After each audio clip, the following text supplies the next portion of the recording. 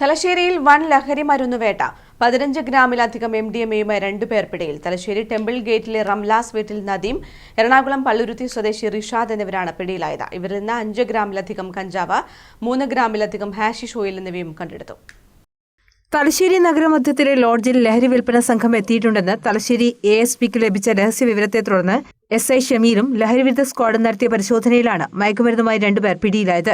Thalassery temple ഗേറ്റിലെ Ramla's വീട്ടിൽ നദീം, എറണാകുളം പള്ളുരുത്തി സ്വദേശി റിഷാദ് എന്നിവരിൽ നിന്ന് 15.49 ഗ്രാം MDMAയാണ് പിടികൂടിയത്. 5.61 ഗ്രാം കഞ്ചാവും 3.7 ഗ്രാം ഹാഷിഷ് ഓയിലും ഇവരിൽ നിന്ന് പിടിച്ചെടുത്തിട്ടുണ്ട്. നദീമിന്റെയും റിഷാദിന്റെയും അറസ്റ്റും പോലീസ് രേഖപ്പെടുത്തി. വിപണിയിൽ ലക്ഷങ്ങൾ വില വരുന്ന മയക്കുമരുന്നാണ് പിടികൂടിയതെന്ന് തലശ്ശേരി പോലീസ് പറയുന്നു. ഇന്നലെ രാത്രി തുടങ്ങിയ പരിശോധന വ്യാഴാഴ്ച പുലർച്ചെ വരെ നീണ്ടുനിന്നു. പ്രതികളെ ഇന്ന് കോടതിയിൽ ഹാജരാക്കും. News bureau, Thalassery.